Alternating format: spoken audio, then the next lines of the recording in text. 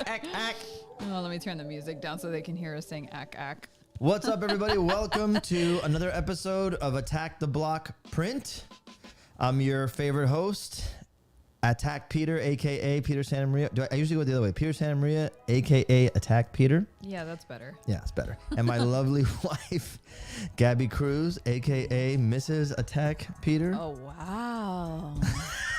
I'll take it.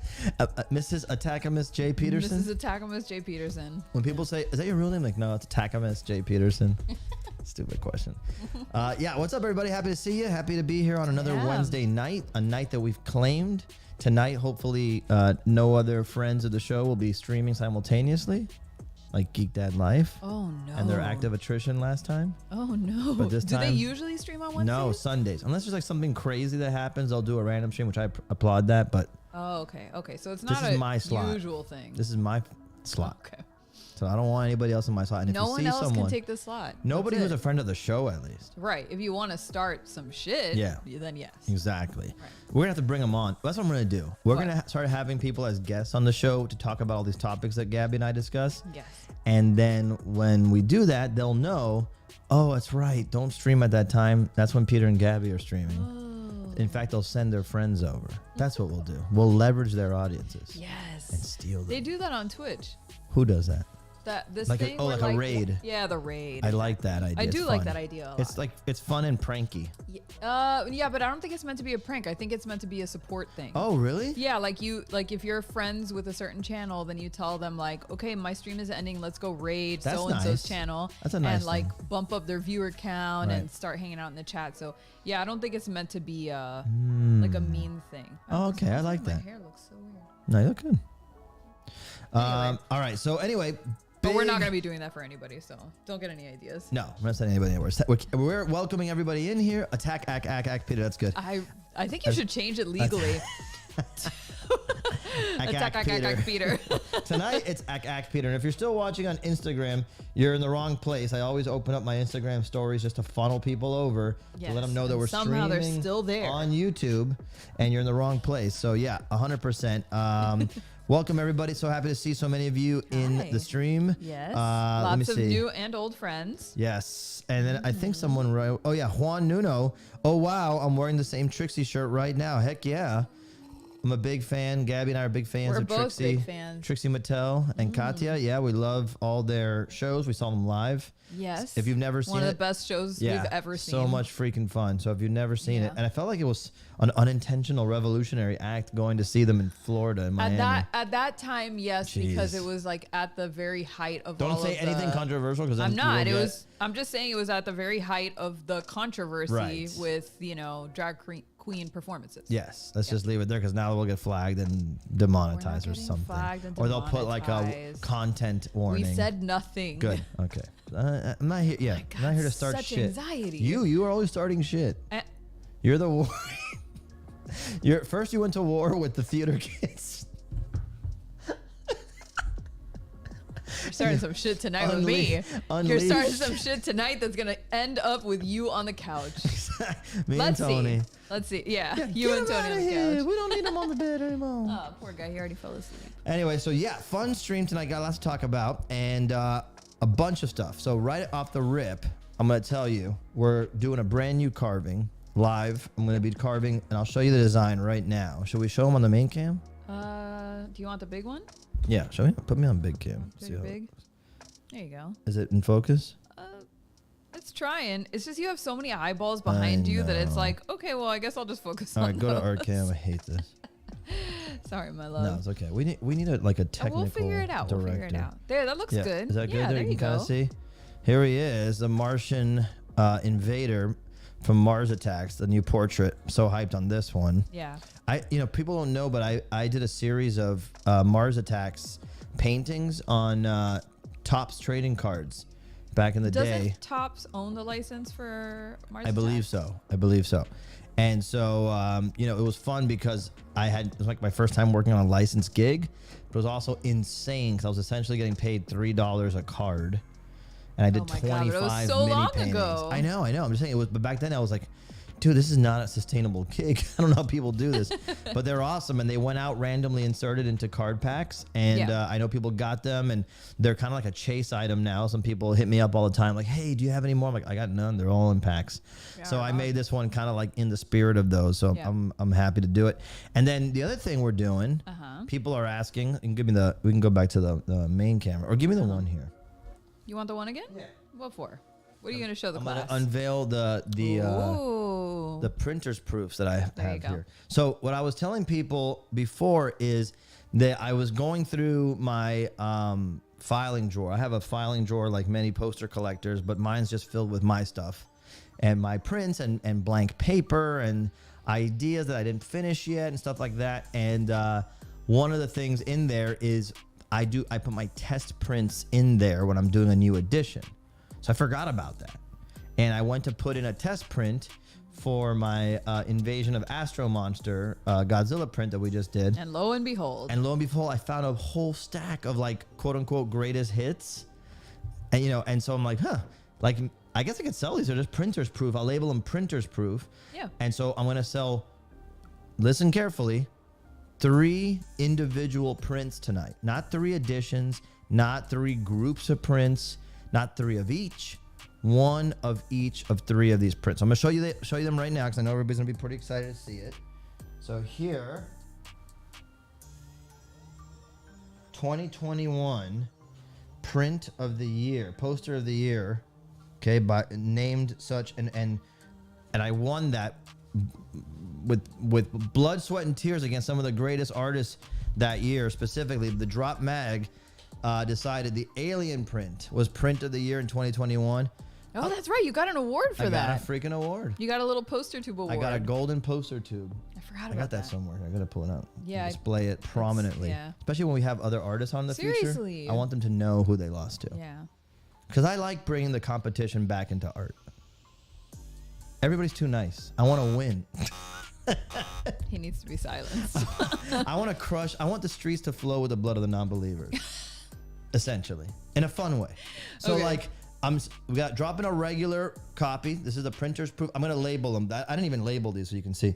I'm gonna label them printer's proof. They won't have a number. It won't say AP. It won't say PP. It'll say printer's proof. Although I'm not gonna do the PP edition. Do PP edition. No. Imagine I just write PP PEE. I'm not gonna do it. No, don't do that. Just do P.P. No, I'm not gonna do it. It's too much. Maybe I will. I don't know. I'll decide what I'm gonna do. But I'm gonna label it very clearly so it's not part of an edition, not an AP. But I also did a printer's proof of each of the special editions. Can you see that? I'm blowing the wind here. Sorry. Show them the because then I forget which way is left and right. Right. It's okay. I can narrate for you since you're so far away. So that's the. I feel like I'm like. That's the face hugger. That's the special face hugger. edition And face hugger. I also had one printer's proof. Chad says poo poo pee pee edition. Poo poo, imagine. Oh my god. Or the Pocket Peter printer proof. Yes. I just wrote a whole paragraph on the bottom. God, it would be so good. And then here's the chest burster. Yeah. Now, I was excited to do that. Hold on a second. I'm snagging here. Uh-oh. We're losing him. We're losing him. I'm here. Where did you go? I'm here. What are you doing? Oh, you're putting them away. Yeah, okay, sorry. I was excited to find them because I get hit up for those a lot, and I'm like, I'm not gonna do that. I'm not gonna do like if I found test prints or if I found like a scrap print. I'm gonna leave Instagram. Bye guys. If you're watching here, you're missing the show. Enough. It's on YouTube. I'm gonna cancel that. That's enough. That's enough free. People content. on Instagram don't get free content. This is not a 2-screen experience. No, never been. No, it never will be. You're being too nice. Anyway, so I was happy to find them because I know that people have been asking me that for a long time. I don't have permission to make a new edition, so I'm not about to do that. It would have been fun to do like a green one or something. Oh yeah, like different colorways. Yeah. You haven't done that in a long time. Yeah, I don't know if I can even do that, but maybe one day in the future, like behind Patreon or something like that. But I'm probably not going to do any of it. So just so you know, this is probably your last chance to get these. Right. Yeah. Frankly, so we should drop one right now. You want to do the standard edition first? Yes. Okay. I'm gonna drop this. Give me like a minute. I'll vamp. So we're gonna drop the standard edition right now. I'll warn the chat. Yes, and it's gonna go quick. I'm assuming. Maybe nobody wants it, but I'm assuming people are gonna want it. It's the same price as I normally would have sold it for: 100 for the regular, 200 for the special edition. I'm not marking them up to eBay prices, although boy oh boy did I consider putting them on eBay. Have you seen what these things go for on eBay? I mean, I have, but tell the chat. I mean, I don't know. Share with the class. I know it's a lot more. I've seen, in certain hype moments, I've seen them go for quite a bit. And but I'm not gonna do it. I'm gonna reward you guys. I figured it's a cool way to reward everybody for hanging with us on the stream. Yeah. All right, I'm dropping the link. Drop it. Boom. Wait. Did you drop it? Now boom. Boom. Boom. Shalak lock. All right, there it is. So go and get it. One. There's only one. There you go. There's only one. There's only one, and I'll drop the other two later in the show. So we'll get started on the carving and. We'll drop them later on. You want to get started on that carving while people are fighting over that thing? Yeah. And now what I was going to say. There it goes. Gone? Okay. It's gone. Don't say anything about, because unless they want themselves to be known, don't say anything. Oh, okay. Yeah. I don't want to. And then the other thing I was going to say is Patreon update. Yes. Okay. So it turns out, Todd got it. Was Sick. it Todd? Yeah. He says +1. Congrats, dude. Todd. You did it. You did the thing. Yeah. Yeah. I knew that was going to be tough. Congratulations, Todd. Wait. Yeah. Is that the right button? No. That's when I make a sick point. What's that one? Nothing. It was nothing? That's the applause. That's the Todd. Yeah. Oh, you're asking what it was? That was the explosion. I forgot you don't have your headphones on. Oh, it works both ways, honestly. Yeah. But so anyway, yeah. So what I was gonna tell you is Patreon update. We were gonna launch it this week, and I was gonna put those behind the Patreon wall, but I'm going away on another con, PowerCon. Yes. Okay. In Ohio next weekend. So I am scrambling to tie up a bunch of loose ends before I leave. It looks like that might be my last con of the year. So far, yes. It looks like that. Yeah. Things might change, but I am tired and I got to really get back on the book. So it's a good chance this will be my last con of the year. So if you're in the Ohio area, Columbus specifically, or if you're nearby and want to come out, it's going to be a fun show. It's all toys. It's NECA and McFarlane and the Four Horsemen and the Cell Company. It's like a ton of people. Mondo's going to be there, obviously. I think Super 7's going to have a presence. So it's going to be an all-toy show. I've never been. I've always wanted to go. So it's going to be awesome. We have a panel on Sunday morning. Sunday, like around noon, I believe. Oh, so, cool. You have a panel? Yeah, we have a panel. Do you know what the panel's about? About Mondo and our toys, and we're going to do some cool reveals there. People are asking, like, what are you guys going to show off? And I'm like, come to the panel. Come to the panel. It's going to be on Sunday, so people are going to be asking all Friday and Saturday. You got to come to the panel on Sunday. There we go. And it's you know what's really funny? That right before we go on, it's McFarlane Productions. Really? Yeah. That's so cool. I doubt he'll be there. But it's McFarlane Toys, and then just call him up. You have his number, don't you? Yeah, but you know what I was thinking of doing? I told Hector that I'm like, when we go up there, I'm gonna be like, oh, let's give a big shout out to our opening act, McFarlane. Our opening act. Give them a, weren't they great, everybody? Yeah, that's rude. A lot of people in the chat are asking about Decon because we've done that almost every year. Yeah, I don't know because of the date. I don't know. It could happen. I'm saying that. Well, explain what you mean. Yeah, because the date is like the week. Not everybody knows this. It's like the week before, the week of Christmas. So I really want to be there. I really want to go, and we might go. Yeah. And maybe I'll be persuaded last second, but there's a good chance that this might be my last show. Yeah. I'm not for sure, but I'm just telling you there's a chance. Yeah, it used to be Decon in November, like close to Thanksgiving, which was still Who a little cares about spicy. Thanksgiving? But yeah, like that's not, especially here in Miami, it's not that big a deal. But like Christmas is now hard. moving it towards Christmas, that makes it even spicier, and that is a big deal. Because we have family that comes in. Right, exactly. So it's just it doesn't seem like it. And by the way, I'm not going to PowerCon. No, Gabby's not going. I'm still recovering from San Diego. Yeah. But and by the way, that's not a confirmation one way or the other. That's just saying that me as an individual, Peter, may not be doing another con. Right. That's not speaking for Mondo or anybody else. Okay. Well, how about you get to carving? Let's go. This is a lot of talking talking and not working. Hey, it's a fun night. Everyone's here to Okay. party. Just get started. All right, let me set this up. Let's see what's going on in the Oh. chat. Yeah. On the chat, okay. In good. the I chat. was gonna say you don't launch the news without our news intro. Oh my god, I know that. Wow, so little faith No. in me I just and know my a lot's ability going to on. do this. A lot is going on. Yeah, And they said Patreon update, so I said that. Oh right? yeah, Patreon. You talked about it, right? Yeah, yeah. so We just need more time to like get it going, and that means that Peter has to kind of slow down with his schedule. So we're hoping to have it launched before the end of the year. That's the best I can do. No, be sooner than that.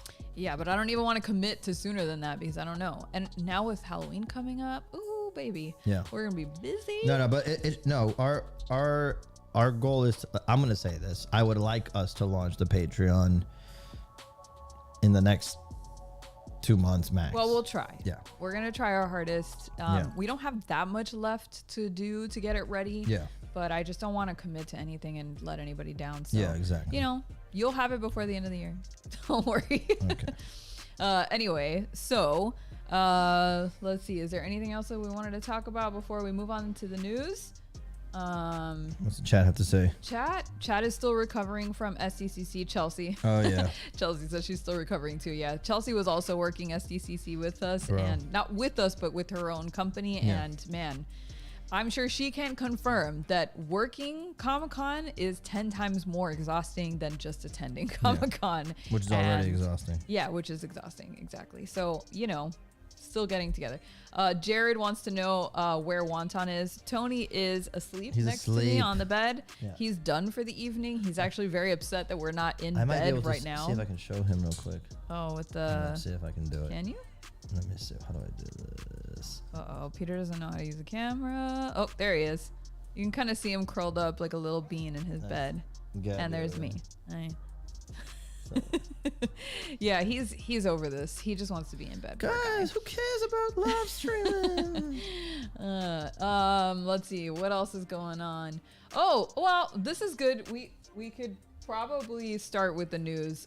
Some people are mentioning stuff that I was gonna bring up in the news. So let's just go to the news stinger first because I'm still so excited about that. Yeah, it's the best of all All time. right, here we go. Entertainment news.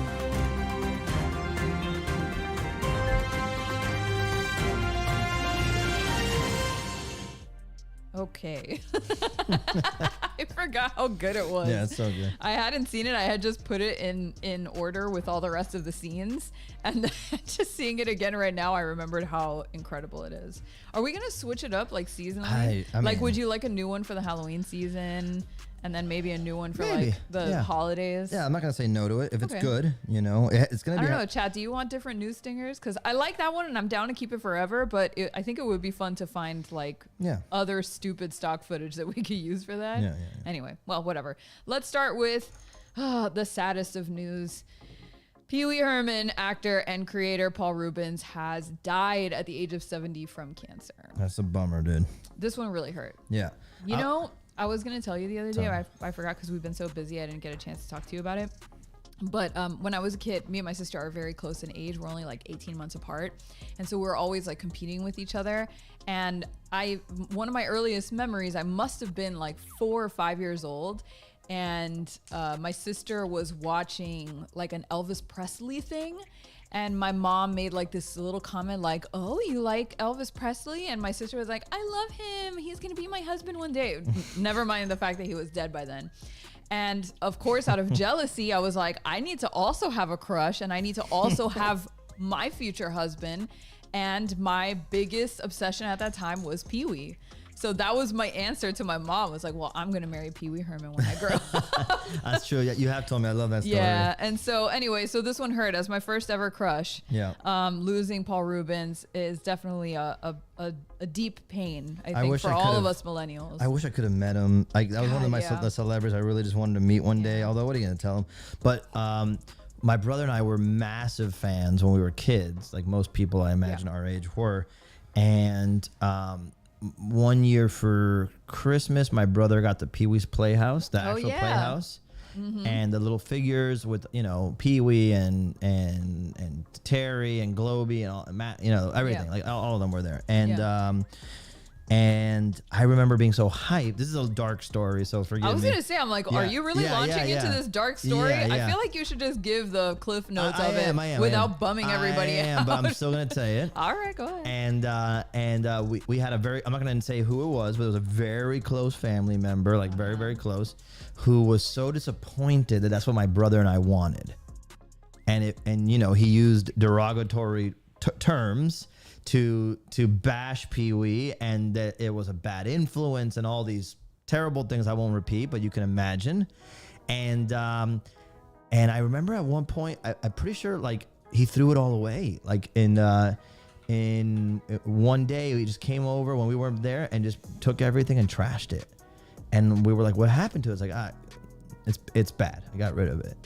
And years later, I remember being so bummed out about that. Years and years later, you know, my brother and started dating his now wife and the mother of his child, and you know, our sister-in-law, who we love to death, and she got him, I think his first Christmas gift as them together. Oh, really? I think so. Wow, it was early on. Yeah, it was either like first or second. It was like a very early on.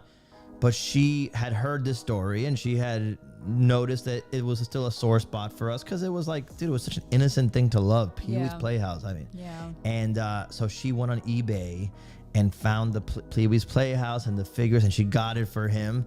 And he had no idea. I had no idea. And I just remember at Christmas, like we were all floored, like mouths agape, like how did you find this? The curse has been broken, you know, like one of those moments. And it was such a sweet, sweet moment that really made me love her even more. But Pee-wee was such a big part of our lives as kids, you know, and that was at a dark moment that turned to a really positive moment. I mean, I used to say this all the time, like my goal with having a show in my garage with all my stuff was like to have that vibe one day, to have guests and all that kind of stuff, you know, so it's always been a big influence. But yeah, rest in peace. Love him to death. Love him. And those I love movies. this picture of the Hollywood star that he has, and a bunch of people have put like tribute things. Yeah. And they put his platform shoes from Pee-wee's Big Adventure and his little bow tie. Yeah.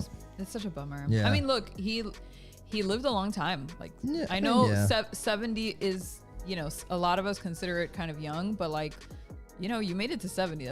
That's nothing to sniff at. That's a long-lived life. It's just one of those things where it's just sad to see somebody go, first of all, from cancer. Yeah, which fucking and sucks. Second of all, somebody that was so beloved to all of us, even through all the controversy that he went through. I don't think that really diminished him and his character and the like the happiness and the light that he brought to us. I don't think it diminished that at all. I think that offended our parents' generation more than it offended us. Nobody I knew was offended by that. And like it almost made me love him more. Like I'm like, man, leave him alone, dude. Yeah. And so yeah, I think it is a bummer, and it's also one of those things where you start to see the people that you grew up loving start to pass away. It's kind of a bummer. It makes you feel old, like you're getting old and all that shit. So it has all these mixed emotions tied into it. But oh my God, somebody in the chat, Supa Mayo says, true story. I had a Pee-wee Herman doll that I took to third grade show and tell, and they took it and never returned it. Wow, pieces of shit. See what I'm saying? It's kind of like this symbol of something else in a weird way for some people. Oh, well, I'm sure some people at that time, or definitely adults, were concerned, you know, with all the controversy that happened. How would kids have even known some of that shit? There's no way, but you know, like it's the how parents reacted to Dungeons and Dragons when that came out. It's the same thing. Like kids were not playing that game and trying to summon the devil. They were just playing a dorky game, and everybody overreacted. But anyway, poor Pee-wee. He will be remembered very fondly by many of us, and you know, what a legend. Yeah. He was a great follow on Instagram. We should all wish to go out like that. Yeah, as a legend, as beloved and as legendary, for sure. Rest in power, King. Yeah, for real. So moving along to some very interesting news from this week. Congress. Oh, I didn't know you wanted to talk about this. Held a hearing to talk to a whistleblower who tells us that the United States has been concealing a multi-decade program that captures UFOs, and like has talked about how we have reverse engineers and tracks crashed ships. Yeah, and I mean it's basically I don't know. You know more about this than I do. Yeah. Did the United States? I mean, this is all coming from a whistleblower. Yeah, this guy, his name is David Grush, and he is a current employee, I believe, or just recently, but high clearance. I forget his exact like credentials, but like he's super credible guy. I mean, some people say he's like a plant or it's fake or all this, but He's if a you take former Air Force intelligence officer. Okay, there you go. And he was basically came out and became a whistleblower because he was trying to do it confidentially behind the scenes, and he couldn't, he was. Well, yeah, it's classified information. You can't just. Yeah, well, he was trying to do it all like behind the scenes, like just to report it to Congress and say, hey, you don't have any oversight to this. You should. This is like a national security threat potentially, and all this. And so he said he was getting like threatened and his life was in danger and all this shit. So he finally decided to just go public with it. And, at this hearing, him and two other, I want to say, Navy commanders. You can check there. The other two people who are on the stand as well. They were basically one of them. His name is Graber. No, not Graber. Graves, Commander Graves. Yeah. Because I think this one's just about. Well, yeah, you can find them there, but they're like these pretty credible sounding people. And they seemed reluctant to have to do this. They don't seem like showboaty type people. In this article, they don't mention the other. The other if you people. can find it. I know the names, and I'm like, it's escaping me right now. Okay. David Fravor is one of them. Fravor. And then Ryan Graves, I believe, is the other one, if I got it right. But they basically just coming out and said, hey. The one David Fravor is a pilot. It's like I was flying and this giant Tic Tac shaped thing flew by me, and we pursued it for a long time, and it was moving in ways that nothing I've ever seen can move. No human technology can move, and I'd like to know what the hell it was, or we should at least look into it and know what it was, because it's not safe for us to be out there as pilots not knowing what this stuff is. And apparently, according to them, if you believe them, it happens all the time. So I thought that was pretty fascinating. And then, the other commander had something similar to say in his accounts, and that he's also getting tons of reports from people who are, former and active duty, and basically saying, okay. Damn, I can't find those names. I'm sure the chat can help us out. It's okay. Yeah.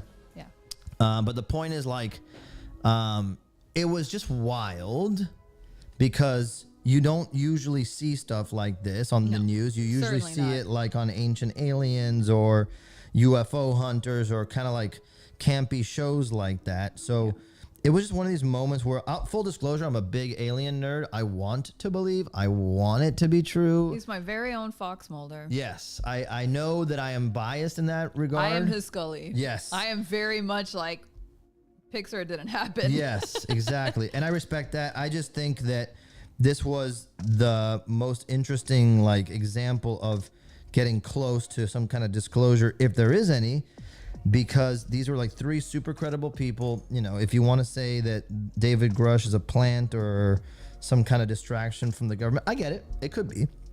I don't deny it. I don't claim to know anything.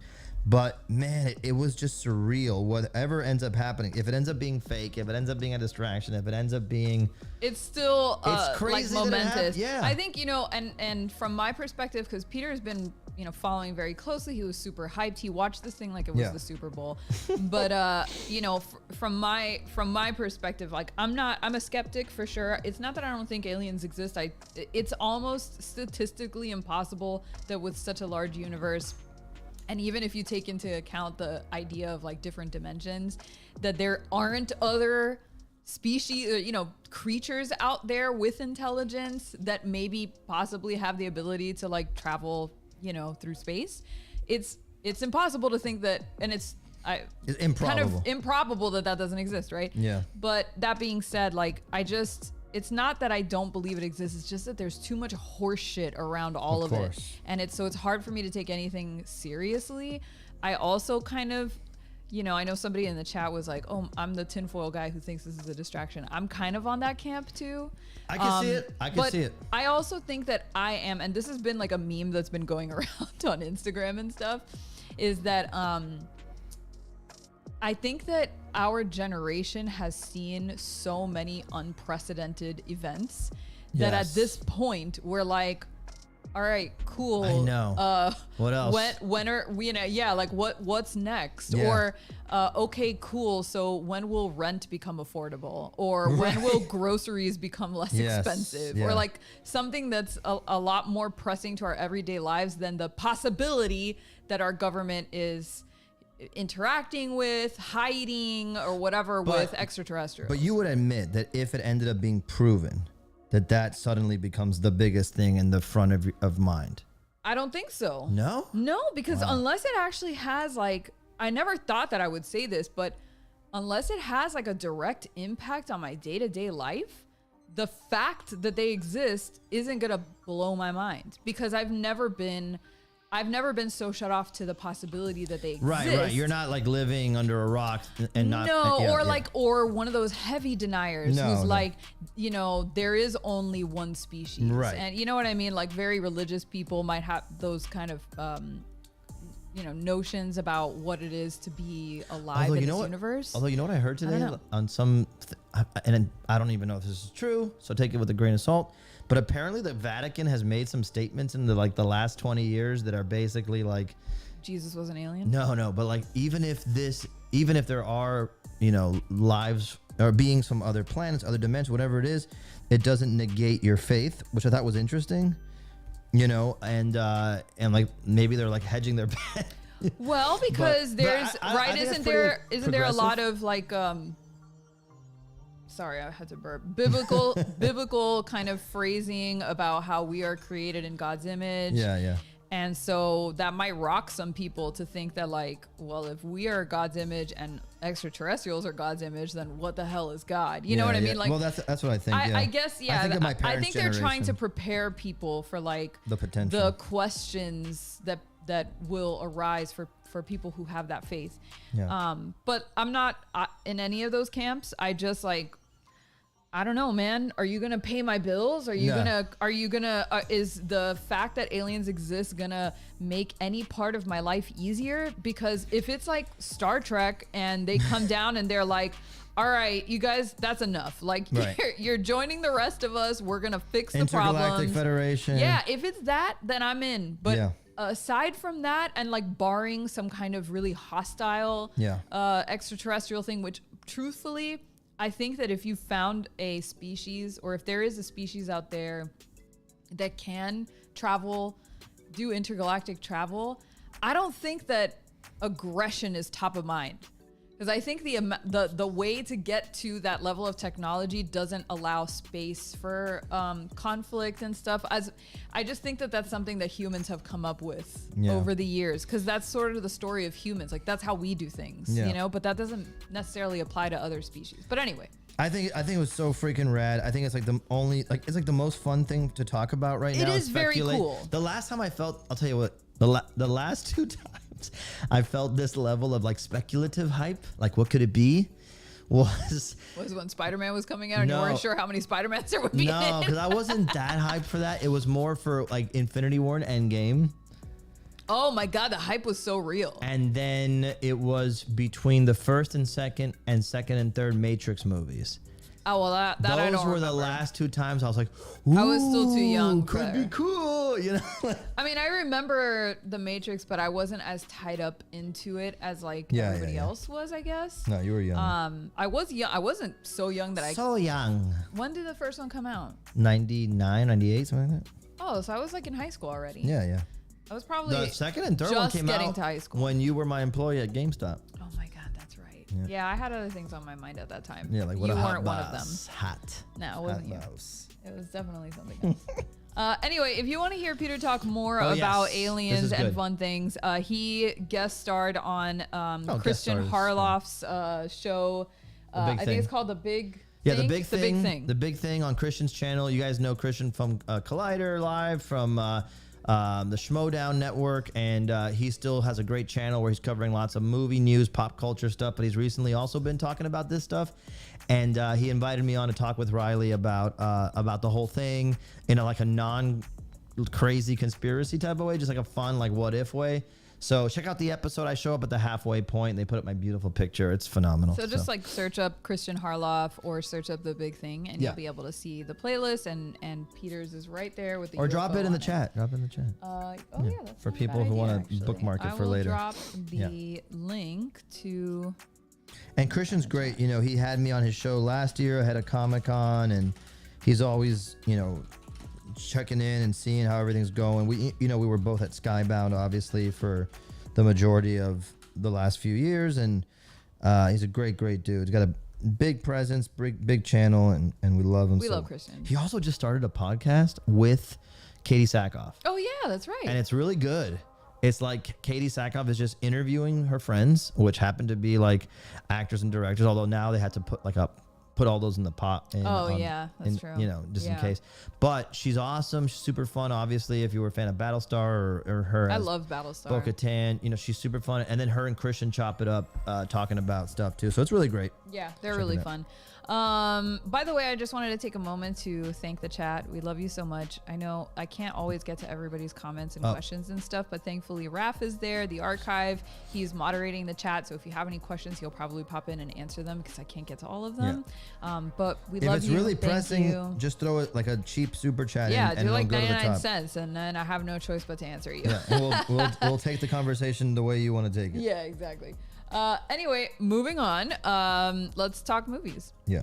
So this past weekend, The Haunted Mansion came out and it fucking flopped, which is a devastating thing for those of us who are Disney fans, who are especially Haunted Mansion fans. Like, it's my favorite ride of all time. But yeah, and I don't know about you guys, but I kind of saw this coming. Yeah. Like, nothing about, everybody kept texting me and DMing me like, oh, aren't you excited? Have you seen the trailers? Have you seen the promos? And I'm like, yeah, I have. And it looks not good. And, you know, okay, look, there's reasons why this flopped. And they kind of, sort of, harken back to something that we've been talking about a lot, which is that Disney kind of overspent.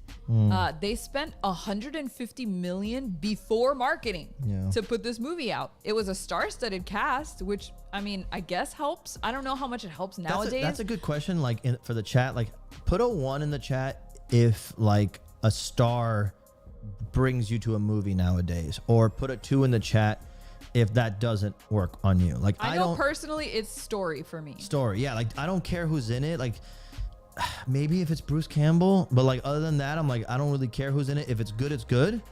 Yeah. You know? And look, like, a lot of people in the chat are saying some good points, right? Like, July was not a good month to drop it. And not because it's July.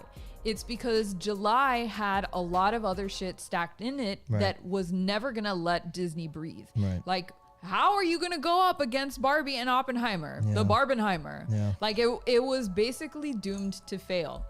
We knew this was going to happen because back when they were delaying movies during the pandemic, we knew that like eventually all these movies are about to come out at the same time. I mean, we did know that it was going to be, excuse me, it was going to be a little bit stacked up. And by the way, everybody in the chat agrees. Yeah, it's too. Like, you know, I'm like that too. I'm at least at this age. Yeah. I don't know who still goes to the theaters because they're like, oh, this actor's in it. Well, then I'm running to the theater. Like, I don't know anybody who does that. Yeah, I'm not saying there's anything wrong with that. Like, if you have a favorite actor, actress. Rich What'd with he the say? super chat. What do you say? He says this is directed towards you. Oh. What is that? Okwan Tanzenwa. Okwan Singawan. What is that? If you know, you know. Okay, I'm not. No, I'm just kidding. That's Riley Martin from the Howard Stern show. He was like one of the whack packers who said he got abducted and went to the alien planets and made love with the alien species. But it was like this. He's like a funny like 60s throwback type character, and he like and he had this great voice and he would talk like this. Oh, Quan Tangent, one my brother, and so he's super entertaining. So if you don't know Riley Martin, it's a fun YouTube rabbit hole. Peter's a big Howard Stern fan. Yeah, so if you didn't know. If you ever want to throw out some like little inside lines from that, he'll know. But anyway, what were we talking about? Oh yeah. So yeah, big stars don't really draw it. In fact, sometimes if there's too many big names, it feels like stunt casting. Yes, dude. And then I and then I'm immediately suspicious. The first time I felt that was when like Pixar was in its heyday and they were doing crushing after like every movie was a banger. Yeah. And then DreamWorks started doing like a lot of these movies, but then the way they would market it is you would see like Will Smith and this person and like 50 different stars with recognizable for the voices. With recognizable voices, and I'm like, you know what? In a way, it takes me out. I'm not saying these people aren't great performers.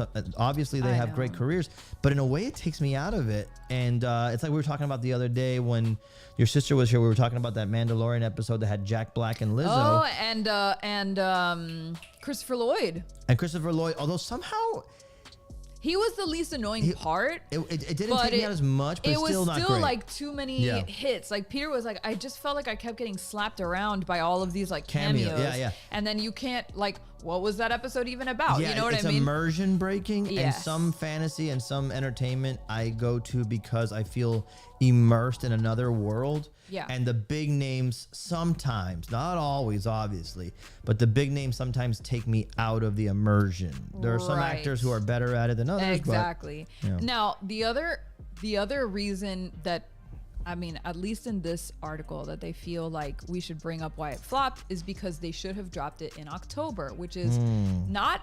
It's not that it's not packed with films. There are several scary movies coming out at that time, but they're like adult horror. Like Exorcists is coming out.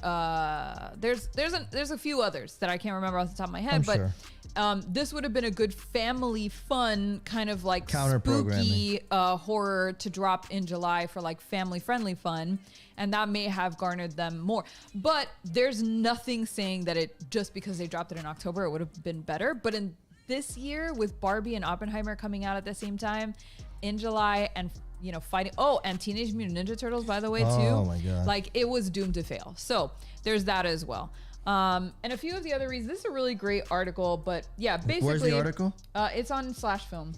And Too much competition, a bad release date. Oh, those stars couldn't promote it because the strike. Yeah. Although, press tours don't always bring people to the seat, because like unless you live on like offline and you only watch TV, it doesn't really matter anymore. And Barbie didn't have the press tours. Right. And then they also apparently had mixed reviews. Like people don't really know how they feel about it, et cetera, et cetera. Yeah, I think nowadays if something's good, the word will get out. Right. And people will go see it. But it has to really be really good. Right. But so it kind of just had too much stacked up against it. And now, like, look, that being said, the first Haunted Mansion didn't do that well either. That was the one with Eddie Murphy. Yeah. I would say, and I love this article. This is from Collider. Okay. And it's basically kind of like an opinion piece about how the Haunted Mansion story is better than you remember. Like a lot of people shit on the original. No, it is. Oh, the original movie. The original movie, a lot of people shit on it because it was like a really weird, bombastic comedy featuring Eddie Murphy doing wacky stunts, and it had very little to do with the ride itself. It kind of had its own love story. But let me tell you, it is a really great love story set in a gothic Victorian kind of time period. And it does feature many of the characters that are known and loved from the ride. I personally love it. It's like a must watch for me every year. You saw it recently. How did you feel? The same way. Yeah. I love the story, and it does take a lot of swings. Like, well, first of all, the special effects are practical, and I think it was Greg Nicotero, or Tom Savini, or Sam Raimi. So somebody did the special effects, because there's a scene where they go into like these catacombs, and all these zombies come after them, and it's really good. Like the practical effects are really, really strong. I'm trying to find here in the actual thing who it was. Yeah, I think it's Sam Raimi. What? Wait, no. Gracie's Castle. A ghostly wedding that ends with someone. Oh no. Never mind. Hold on. No. I'll find it. Keep talking. Yeah. I was gonna say that I think that if my demographic was Rick Baker. Oh, okay. It was Rick Baker. Yeah, he's the man. He did the practical effects of the zombies, and so it's really good. Like, that's cool. It's really good, and they take some big swings. Like, They show suicide, trigger warning. They do show a suicide at the very beginning. It's like a very dark and very brooding, like gothic romance that's happening in the background while all these like silly things are happening with Eddie Murphy's family. But it's just very, very sweet. And I don't know. Well, you've always said that you like that movie. I think I remember when it came out, the reason people were underwhelmed who did see it, I never went to see it in the theater, is because I think it was coming out on the heels of Pirates of the Caribbean. Right? It came out it's after 2003. Pirates. Yeah. And Pirates. It was like around the same time. Yeah. And I think Pirates did so well and people liked it so much that they expected the same level of like quality from the film.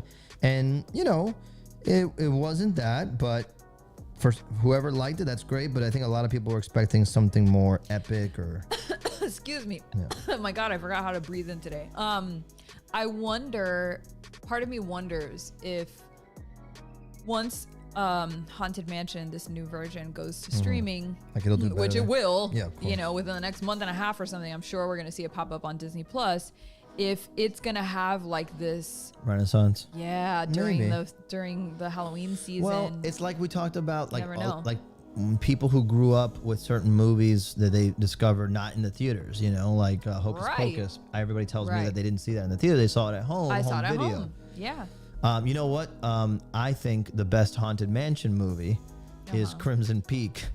Oh, by Guillermo del Toro, in the sense that Crimson Peak is basically the story. Oh no, it's not. It's really. not the same story, but it's the same genre of like gothic romance. Yes, and I think that's spooky gothic romance. If there was a world where there was that level of like care and intensity, and then maybe you just figure out a way how to make it more family friendly, I guess. Yeah. That's probably what people were looking for in a Haunted Mansion, and I thought they were going that direction with this one until I saw the trailers. So you know, it's all good though. You know what's funny is that like I'm happy to watch it when it comes out on streaming. I just wasn't gonna go to the theater for it. No, and that's the problem. Like I'm super down to watch it on streaming, and a lot of those classic films, like family friendly, spooky films that are beloved now, like Casper and Hocus Pocus, like you mentioned. I saw them all on the Disney Channel. Yeah. Like I didn't go to the theaters. My parents didn't take me to the theaters. And those are franchises that are now, I mean, 20 years, 30 years later, are like making a lot of money off of merchandising, off of nostalgia, so like, yes, a property may flop in the theaters, but that doesn't mean the property is dead. I know.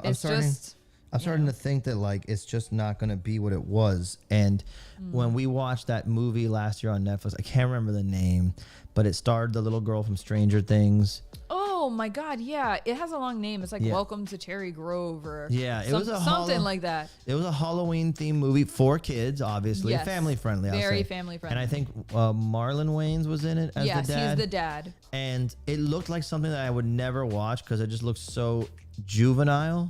And just not for me, you know, for kids, it should be for kids. But we ended up watching it. I'm like, yes, this is for kids. Yes, this is silly. But dude, the designs were awesome. The effects were awesome. They were. The story was cool. Like the actual story had a little lore. was itself cool, and it was very compelling. Man, find the name of that movie so we can give it a shot. It was goofy, but it was fun. And I can see how kids who watched it and will grow up and be like, oh that's my God, their movie. Loved that movie. Yeah. And I would just recommend it, like if you want a Halloween vibe movie that you don't have to really pay too much attention to, like put it on the background. It's super fun for that reason. Yes, it is. The Curse of Bridge Hollow. That's is the name. Yeah, and it was really good. It was fun. It's a fun kids movie. If you just need the vibe, if you just need to put something on in the background for the Halloween vibe, I think that's the like movie. Ernest Scared Stupid. Then this. There was another one that came out a few years ago with Adam Sandler in it. Hubie Halloween. I really like that one too. It's also very silly, but I just think it's a vibe. Enough people have expressed that opinion that I think I need to rewatch. I think you do too. Because I remember watching it and thinking that I could not stand his accent or his. It was silly, but voice. I liked. Yeah. I got it. I got used to it after a while. I'm like, okay, it's cool. I'm gonna give it a shot. Okay, moving on to more. Well, we talked about the Ninja Turtles, so we'll just move on to talking about that because. To the surprise of absolutely nobody, it's killing it in the box office, already hitting $3.9 million during the previews. during the previews. Yeah, because it only just recently came out like today. Yeah. Today, Wednesday. Holy and shit. it's already killing it. Can't wait to see and it. I guess we should have known, right? Like, it's when I saw that trailer, I'm like, for sure it's going to pop off. Yeah, it's an internationally beloved property, right? Not by you. Wow. Are you trying to start some shit tonight? Mike, let's just do a quick quiz. Who has red? Raphael. Nice. Oh, I got it? Yes. Who has purple? Donatello. Yes. Oh, shit. Okay. And then who has orange? Michelangelo. And who has blue? Only one. Donatello. No, you already said that. Leonardo. Yes. Okay. Nice. I was like, which one did I not say? I'm getting it. You're Our getting niece there. is very into Yeah, it's the Teenage best Mutant thing. Ninja Turtles now, so everything is about that, and like I have to learn, right, Yeah. to be able to keep up with kids. Good job. But yeah, so I mean, this is not a surprise to anybody, but this is another reason, like, for example, why Haunted Mansion failed is because it's going up against these massive properties that are like, and produced by Seth Rogen. I was gonna say, I think the success of this The humor's there.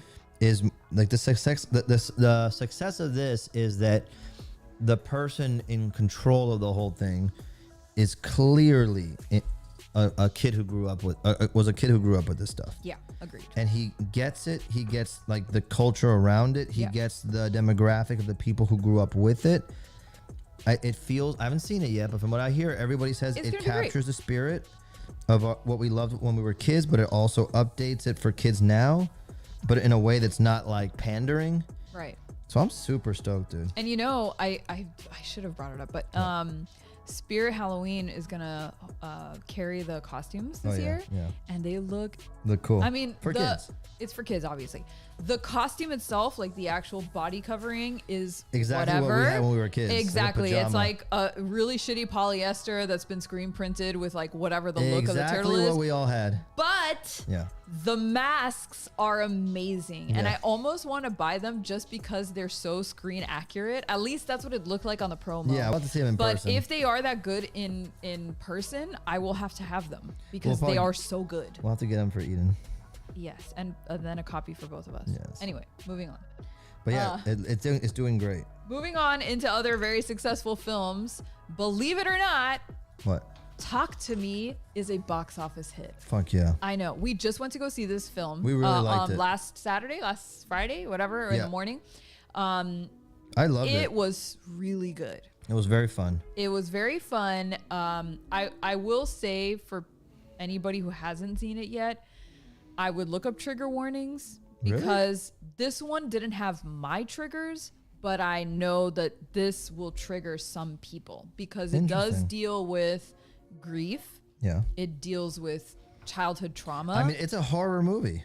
Yeah, but it specifically deals with some topics that I think might set people at edge. And A24 films have a way of like sinking under your skin with those particular topics that is unlike any other horror movies I've seen. I have to say, I'm not. You're a lot more resistant to those things, I think, but I am not. And so I'm, as your friend who watches horror movies but can also be kind of a baby back bitch about it, I am letting you know now, look up those trigger warnings because it is a freaking phenomenal film, but it could set some people on edge. I thought it was a fun movie with some great ideas. But we were able to have fun with it because none of those triggers are a thing for us. So we were able to have fun. That being said, yes, I do agree that on top of that, the vibe of the film for a long portion is fun.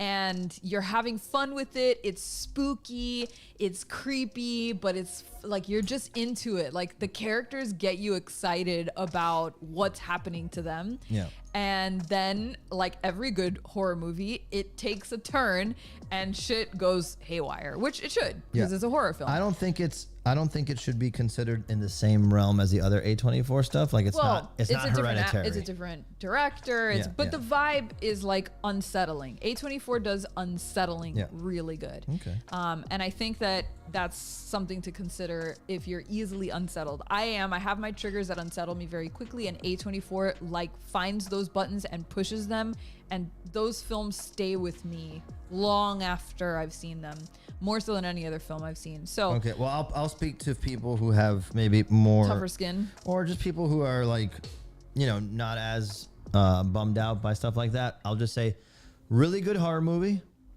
not necessarily revolutionary. Maybe it's not the greatest thing of all time, like I've seen a few people say, but a lot of fun. Happy I saw it in the theaters, and definitely rewatchable. Yeah, definitely like it's a quality film. It is rewatchable. Yeah. Super fun to watch with friends. And the reason I even pulled up this article was kind of like as a parallel to the reasons why and it's Australian. Haunted Mansion failed. Oh yes, it is Australian. So also a warning. Wow, now we go to war with a whole continent. Wow, can I finish my fucking sentence? No, the warning there is you will not get subtitles, and yes, it will be difficult to understand what they're saying. I have no problem with Australia. I'm just saying it was difficult to understand what they were saying sometimes. No, Gabby and I have trouble with regular American ass English sometimes that we put the subtitles on. Yeah, and this one, it was definitely like casual, like. Kids, party kids, Australian with probably some slang mixed in, and like for sure. And there were moments where like what? Yeah, what? and I'm sure I'm gonna see some dialogue when we rewatch it at home that I'm like, what the hell? Anyway, but I would recommend to go see it in for theater. sure. So the reasons why, in parallel to Haunted Mansion, why this was great and why the other one did not do great is because, well, first of all, and we've talked about this before with other horror films, is that the budget was kept very low. Yeah. It was a very, very low budget production, and it came back, and it's just the math, right? Like it's all relative. If you spend $150 million on a project, you're gonna need to hit ridiculous numbers to make it successful. And so, yes, did it bring in that much money? Not really. It was produced for $4.5 million before marketing. And it brought in, I believe it brought in, 10 million. Okay. Yeah. So like, again, 4.5 million against 10 million, the math adds up. Yeah. It did what it needed to do. It probably, from what I've heard, it's like another 50% in marketing or something like that. Yeah, something like that. So maybe it was so it's super profitable in that regard. The reviews were really good. Yeah. People loved it, I think, across the board. I think people will rent this and stream it too. It is, I think, also a very relatable film for a lot of people who have lived through high school. Yeah, it nails the like high school vibe really well. It had a great trailer, which, yes, we know it had a great trailer. We saw it on this show. It was fantastic. Oh, yeah, we did. I showed it on the show. And, horror's kind of having like a weird little comeback, like a winning streak. We've had a lot of successful horror films that have been box office hits come out in the last couple of years post-pandemic. For example, Insidious: The Red Door, which some people don't really like, to be honest, but it's doing great in the theaters. Why? Low budget. Yeah. So even though people are going to go see it and they might not like it, they still paid for it, and there it is. And you don't need as many people to go. And you don't need that many people to go. Smile is another one that came out recently that did really well. It made $217 million last year. No way, dude. Yeah. Megan, and its budget, by the way, $17 million. Jesus Christ. Yeah. Megan took in $179 million this year, and their budget, $12 million. Fuck yeah. So, like, horror is having a moment, which is great for us. Yeah, we like it. Also, I think people go to see anything that has A24 next to it. Like, people who know, they know. If you see A24 is producing, just like somebody in the chat had said, like, if you see A24 or if you see Blumhouse, yeah, you know that you're in for probably a really good time because they are known for doing quality work with horror. Yeah. And I think that got a lot of butts and seats. Like, again, and this kind of goes back to what we were talking about earlier, right? That, like, the name of a celebrity doesn't get me in the seat anymore. It has to be story, but actually sometimes the film house also gets me in, like the name of who it is that's producing it. Yeah. And in this case, A24 already had me interested because I knew it was going to be a good time. So anyway, if you haven't seen it yet, go and check it out. It's still in theaters. It is awesome. It's a great time. Of course, check the trigger warnings before you go, just in case. But if you have thick skin like my husband, just fucking YOLO it. Yeah, and Gabby and I try to go to like any horror movie that seems even halfway decent. Yeah. Just to like, this is a time when people Just to aren't support, going. Yeah, dude. because I want more of this stuff. Yeah. So vote with your dollar type of thing. And Yeah. and yeah, if you're a horror fan, we're eating good right now. So go support it if you can. If you think going to the theater is fun. We don't go that often anymore. No. But we've gone to all the good horror movies. Yes, we have. Lately. Yeah. Okay, moving along to more horror movies that we should all be looking forward to, although my husband is not. Which one? The first trailer for The Exorcist Believer is out. I didn't say I'm not looking forward to it. I'm gonna see it. I know. And I love the director from his work on the Halloween movies. Yes, I liked all of them. And Sorry, okay. But the trailer for this, I maybe it's just a trailer. I didn't like the Megan trailer. And I loved Megan. Yeah, that's true. That is true. We both had that feeling though, Yeah. because I didn't like the Megan trailer either, and Yeah. you were the one who convinced me to see it. Yeah. But in this case, I mean, The Exorcist was one of the earliest horror films that I saw, and so I have a lot of It's love so for tough, it dude. because even watching it, I don't know, 20 years after it was made, it still left an impression on me. Yeah. I wasn't scared, but I was like, You damn, weren't this scared is good. from this movie? No. What? I mean, How old were you when you saw it? I probably was a little older than you were when you saw it. I saw it when I was like 10. Yeah, I was probably like in 6th grade, 7th grade or something like that. Shut But it didn't up, scare me. I don't know. Possession is not one of my triggers. So like, I didn't feel scared by it. I was like, this is funny. And also like the stuff that they were saying, like the way that the demon would talk, was funny to me because it was such a little asshole. And I don't know. You had to be older. A young priest and an old priest made me laugh, and I still use that to this day. I don't know. It's just I'm not Catholic. I wasn't raised Catholic. I wasn't raised religious, and so I think a lot of Maybe that that's it. lost its impact on me. And so I was just kind of watching, and also it's like a low budget 70s film. Yeah, but like, sometimes that makes it creepier, like Texas Chainsaw. yeah, it's true. But Texas Chainsaw was like torture porn, and this one had some hope behind it. Like we are trying to get this demon out of this girl, and at the end the demon is gone, right? So like, yes, you still feel unsettled and fucked up by what happened, but you don't feel like all hope is lost. Texas Chainsaw, only one person makes it out, and that woman is scarred for life. Anyway, the point is, I loved when I saw this trailer. I'm like, You liked hell it. yes, let's Yeah, go. interesting. I love that they're bringing back Reagan's mom. I love that this demon or demons that have possessed the two main characters are trying to like they remember Reagan, they remember the mom.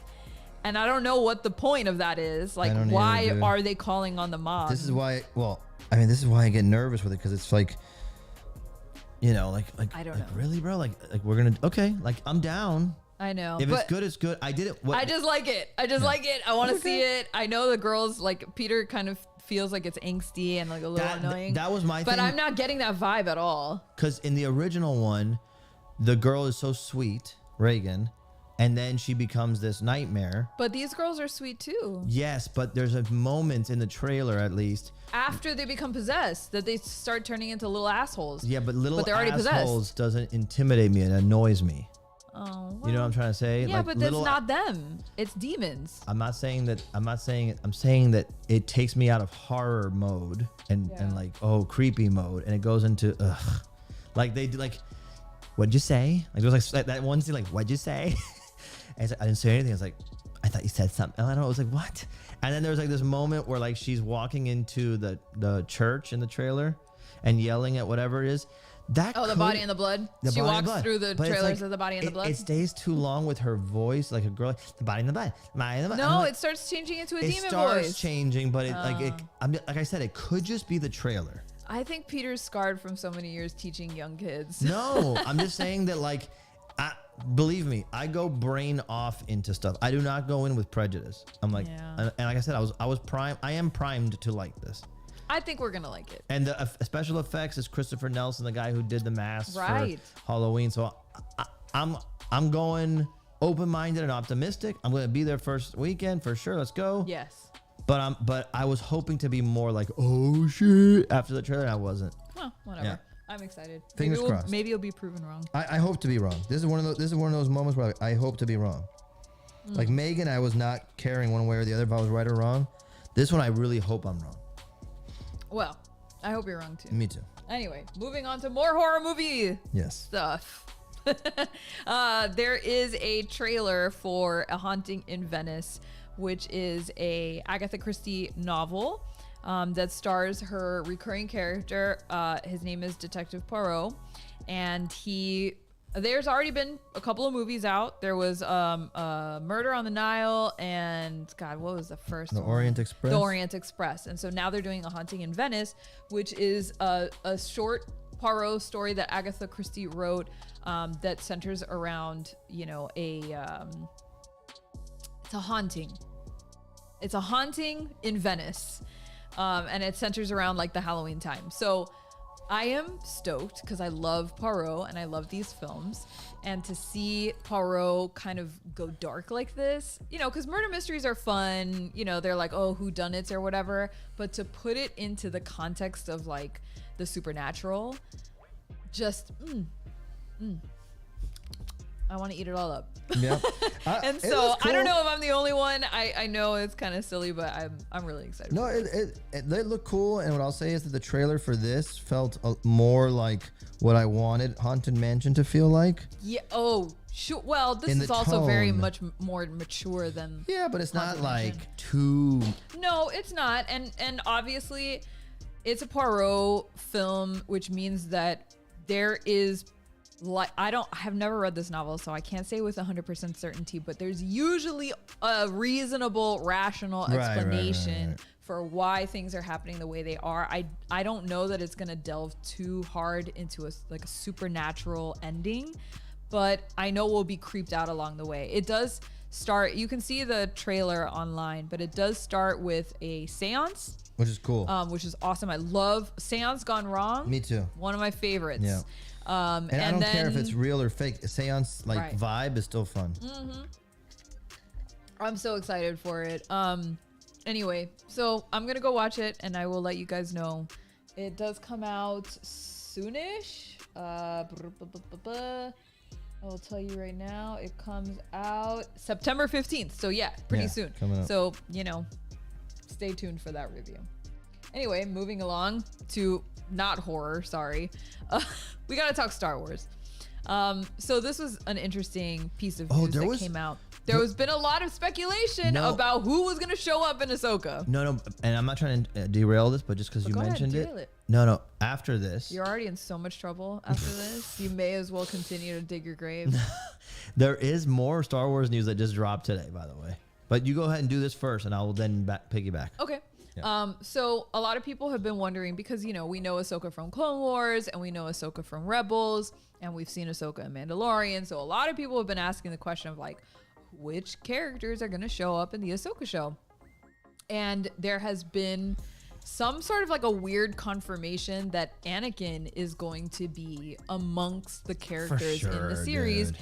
And the way that we found out is because there was a merchandise listing that appeared on Amazon that said, stop looking for fashion help in Alderaan places. Add a little out of this world style to your wardrobe with some truly epic, officially licensed Star Wars graphic t-shirts, sweatshirts, and hoodies. Transport yourself to a galaxy far, far away with cool new apparel featuring Ahsoka Tano, Sabine Wren, Anakin Skywalker. Are you serious? Mon Mothma, and all your favorite Star Wars Ahsoka characters. Dang. So they dropped that ball. This never happened when we were young. This is only something that happens now. It is so annoying. Yeah. Number one, shout out to people in marketing. I get it. It's tough. But that write-up is so annoying. It is. And then number two is like, why does it have to be this way? Like, why does everything have to get spoiled in the dumbest way? I guess if you're not internet nerds like us, you can probably avoid it. But jeez, I know it is kind of annoying. But I mean, whatever. The other part of me says, well, how can you have an Ahsoka story without having Anakin? Because that's her master. Like, how are you gonna like? I mean, I know that we've had plenty of other situations, like in Rebels. You know, Ahsoka. She has a big battle with Anakin, who's already Darth Vader by that time. Yeah.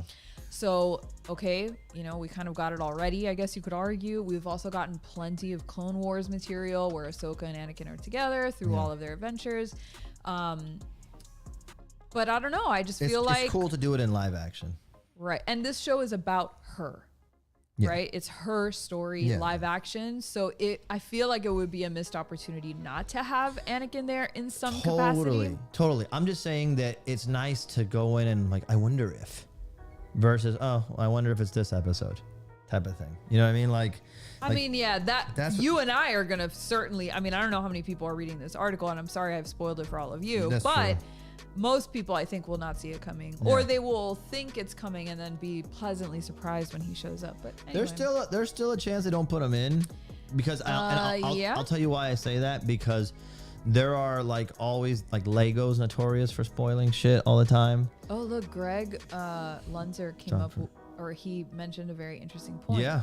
Jon Favreau kept Baby Yoda under wraps until the reveal. He refused the money that would be had from merch in order to keep it a secret. So you could have kept it a secret. Yeah, they clearly either didn't care, or more scandalously, the decision was not in their hands anymore, which could be a thing. Oh, I because we have heard that like Jon Favreau and Kevin Feige, for example, are not exactly as in charge of things as they used to be, which could explain a lot of we don't know, but why things have been going speculation. Yeah, it is speculation. But anyway, the point is, what was the point? Oh, you had a piece of Star Wars information. Oh, yeah. Go ahead. Only loosely related to this. There was a piece of news that went up today on like a bunch of these, you know, sites that are like slightly better than Gossip Rumor, but slightly not as legit as like Deadline or whatever. I can't remember. Inside the Magic or some one of those weird Disney sites. I don't know. But it basically saying that there's not going to be a Mandalorian season 4, and instead that story will get tightened up, and it will be the story of Dave Filoni's movie that's going to come out supposedly after the movie about Rey, which is supposedly 2025 or 6. I don't. Well, that's cool. Yeah, the point is like, it's gonna be a while before we see them again, supposedly. That's all right. Which is fine with me, but it'll be like the movie will be the continuation of this story. 3 seasons is a lot. It's fine. And like somebody who, I mean, I didn't grow up on BBC shows, but a lot of my young adult life, I was watching a lot of BBC series and Japanese animes and stuff, you know, and there's a lot to be said about limited series. Same. I'm with you. There are some of my favorite series that are limited to 3 or 4 seasons, and that's all you get. Yeah. And they are beloved. Yeah, I agree with that. So we've already gotten 3 seasons of Mandalorian. Arguably the last season, probably not the strongest, although I liked it a lot, but I know that a lot of people don't agree. It wasn't just... And so, you know, like... if we don't get a lot more for a while, I'm not totally bummed out about that. I would rather wait for more content when it's when the time is right. Same. Than try to shoehorn more episodes in 100%. And fuck it up. No, 100%. It was just like, I didn't know what they were going to end up doing. They hadn't announced anything. This is not even official. This could be all BS anyway, or it could change, you know. But the idea that like the next time we see Mando will be on the big screen is kind of cool. I would rather see a Mando movie at this point. Maybe that'll be how he goes out. Because isn't there like rumors that he's done? Well, I don't know. It would be a great way to go out. Sometimes you gotta go out, bro. Like we can't have so much of you, otherwise it gets boring. That's anyway, true. Moving on to video game news. Sources say that Nintendo is targeting 2024 with their next gen console, baby. I heard about this. It looks like we're gonna get, I don't know, Switch 2 or something. Someone on Kind of Funny said Super Nintendo Switch would be an awesome name. Look, development kits for Nintendo's next console are now with key partner studios with a launch planned for next year. That means, and they're saying the second half of 2024. Right. They are also saying in this article that there's a few big changes that might be coming to the Switch. Like? Number one, it will not ship this is the rumor, it will not ship with the OLED screen. Yeah, of course that it's not. gonna ship with an LCD That's screen. so annoying, dude. because they want to keep costs down. Bullshit. Because they want to spend more on providing owners with more storage capacity. Bullshit. Because You know what that means? they are lagging behind in the storage capacity. That's fine. But you know how I read that? That's like, we can't ship with the OLED screen because in a few years we're gonna release the one that has the OLED. I mean, there's that too. But what sucks is that I have an OLED screen Switch, and it is so beautiful. It is so, like when I see the old Switch now, I'm like, ugh, gross. Like ugh, like the. What is this trash? Yeah, it's like that when you had an old iPhone, you got a new iPhone type of thing. Yeah. You know, No, I know. And so I'm just bummed about that. But whatever, we play mostly on the TV dock anyway. Yeah, it doesn't really bother me. Having more storage is definitely nice. I find that Peter and I, even on our PlayStation 5, which has 100 gigabytes of storage, that we are constantly deleting games or archiving games because we don't have the space for the newest, greatest game, 'Cause which games are they're big getting nowadays. huge. Yeah. Yeah, exactly. So, you know, and yeah, it is kind of time for a refresh. Like we've had the Switch now for 7 years. Isn't that crazy? And their sales are going to drop into the double. They're going to drop By to double. double digits Yeah. or by double digits. That's forecasted soon. So, Yeah. you know, it's time. It's Yeah, time to it's a move good on. life cycle. You know, it Someone was a good said life that cycle. at when the PS5 launched or the Xbox launched, and they said that probably from now on the console cycles will continue, or they'll continue to be like 7 to 8 years. Yeah. Where I they used believe to be that 4 too. or 5 years. Yeah, but I which is believe fine. that. I think technology is slowing down to the point where it's all kind of getting the same anyway. That's why we need aliens. You know, settle down with the aliens. How you doing there with that carbon? Good. Yeah? I'm close. Close. You want to Yeah. drop another print? Oh yeah, let's drop one. of our special Let's drop the editions. face hugger. Yeah, You guys want the face hugger? yeah, drop the face hugger. Okay. Let me let the chat know since there is a delay. It's about to happen right now. So pay attention to our voices and look in the chat. Let me take down the other Yeah. pinned link so that nobody gets confused. Okay. Again, there's only one of these. Yes, there's only one. There's only There can one. only be one. It's going to be labeled printer's proof. It is literally the first one I pulled off the block. Quite literally. Okay, here we go. I'm gonna drop that link in just a second. Let me let everybody know. Yeah, let them know in the chat. You have an advantage in this on this show to get stuff if you're watching the chat. If you're in the chat and watching it. I think that's All right, abundant. and go. Uh-oh. Good luck, everybody. Remember, there is only one. There we go. Anyway, how long does it take you usually to get through? Like, if you weren't rushing through the stream, how long do you think this would take you? The block? Yeah. I usually don't go straight through because it hurts my neck and back. All To right, be is your neck 100% and back hurting right It's a now? little sore. My neck, my back. someone got somebody it. got it. Yeah. I hope Congratulations. I hope nobody knows what I was just saying because it is Scandalous. scandaloso. Yeah. Okay, I'm not congratulations. gonna say who it is, but if you want to, Raph. No, he's lying. He's lying. No, he's not. Oh. Yeah, Raph, don't say it anymore. In case you don't Raph, want to be known. don't put him out there if they don't want to. They don't want people to know. Yeah. But well, congratulations. Congrats. Oh, he put it out there Rich. too. Okay. Thank you so much. Yeah. You are one of our greatest supporters. We Thank love you, you, very dude. much. Appreciate it. Here's a little bit of clapping for you. Clapping-tastic. Claptastic.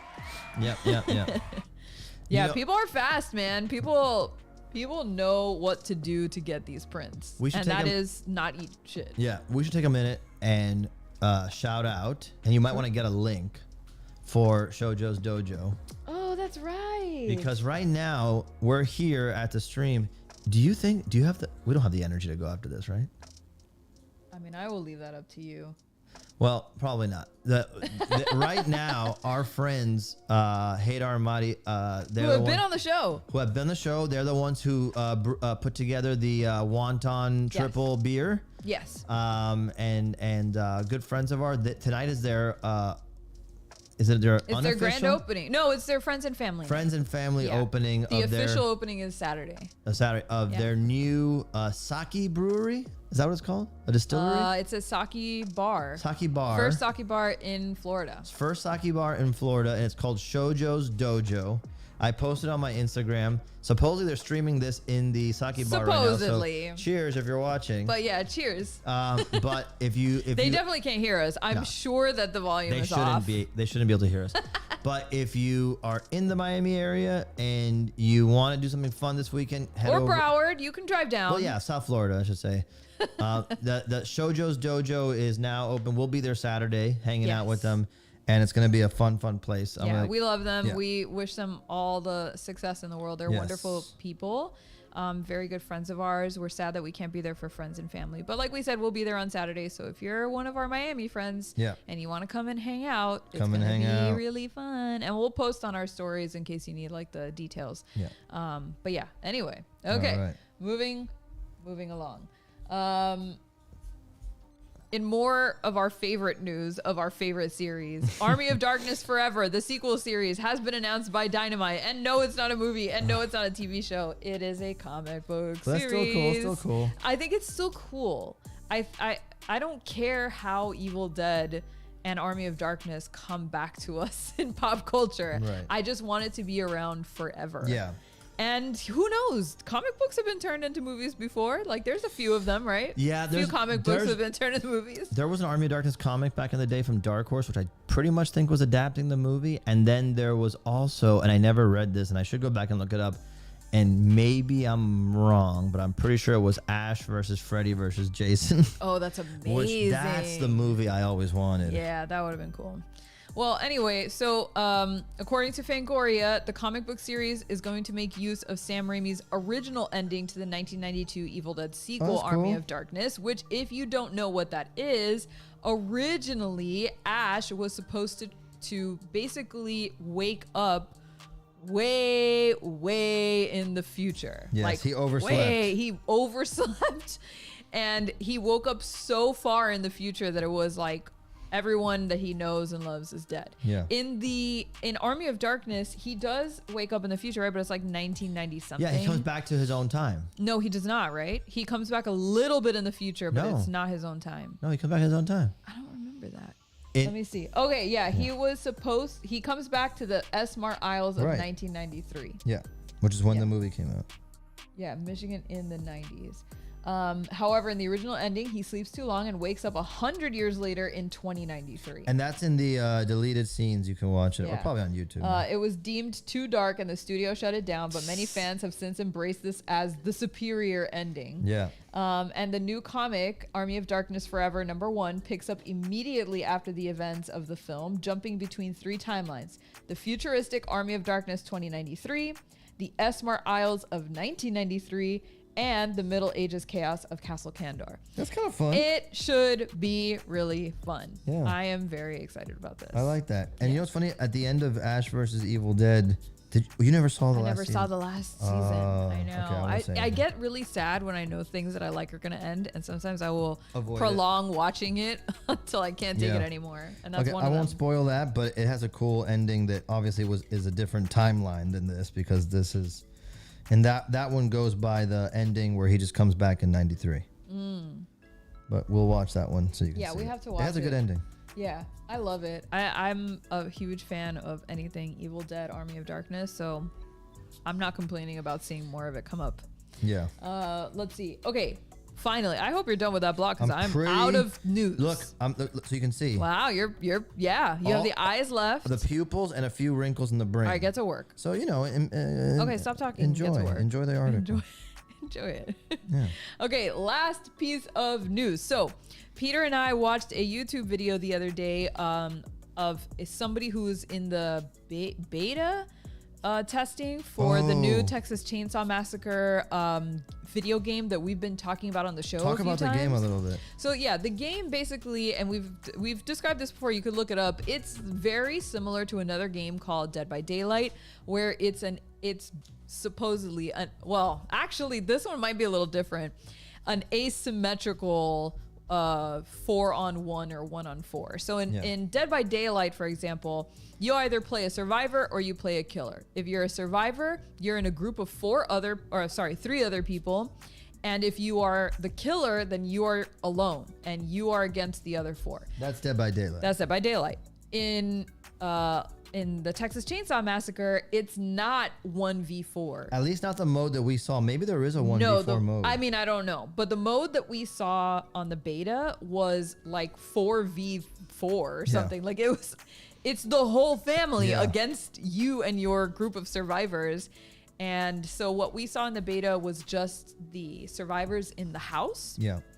And so you had to kind of make your way, I believe, from the basement all the way through to the front door. And then you're not safe out of the front door. You have to continue running down the street in order to finally escape. But what we also saw was that other of the killer characters from Texas Chainsaw. Yeah, like Grandpa and like the Hitchhiker. And the Hitchhiker most specifically. So apparently it's not like so stacked against you if you're playing as one of the killers. No. But it looks like so much fun. It does look good. I think our only concern was, and if you've ever played Dead by Daylight, it has multiple levels because they pick from all of horror and some of their own original horror. Yeah. Lots so of the variety levels are, in the levels. Yeah, you could be in the Silent Hill school, or you could be in Haddonfield. Yeah. Or you could be in the Resident Evil mansion, or in a hospital. Or I don't know who so has like the hospital. there's tons of different level variety, a lot of different level variety, and you also have the ability to pick from how many killers? Like 50? There's a ton of, I don't know if It's 50, a ridiculous but lot. number. And they all play a little differently. So there's like lots of different play styles and modes. So the game can feel very fresh all the time. Right. And my only concern with this is like, it looks awesome and it looks super fun, but it doesn't seem to be like it has the potential to be as deep. I'm definitely going to give it a shot. Yeah. Because like Evil Dead is not as deep as Dead by Daylight, and it is a blast. Yeah. And so, we'll see what happens, but so far the gameplay looks fun.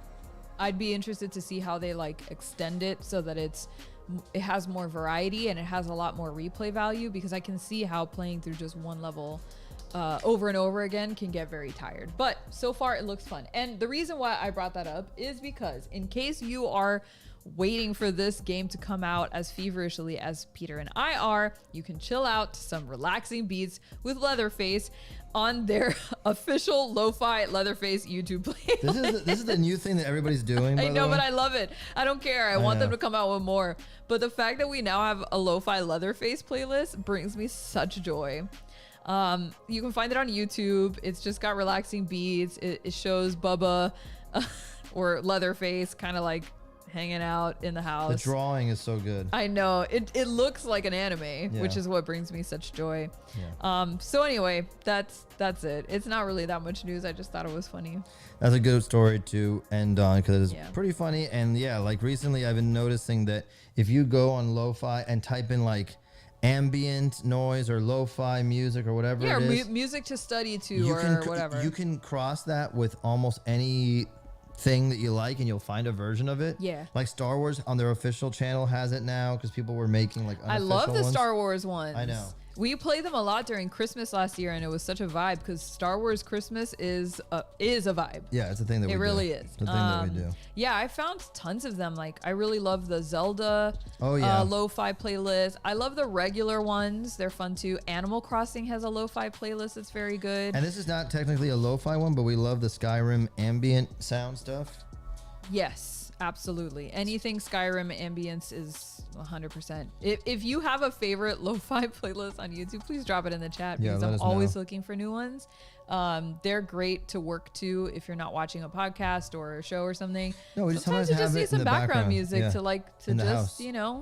like groove to while you're working. Yeah, we also put it on when we have people over at the house. We'll put it on the TV and it has cute graphics and you have like good, easy music to listen to that no one's going to get like butthurt about. Yeah. So anyway. All right, so I just finished. Oh, good. Okay, I'm going to transition over to the full cam. There you go. Yeah. I just finished. I'm putting a few little textural marks in here just to zhuzh it up. Yeah, because it just makes it look a little more I don't know, just quote unquote details. Sure.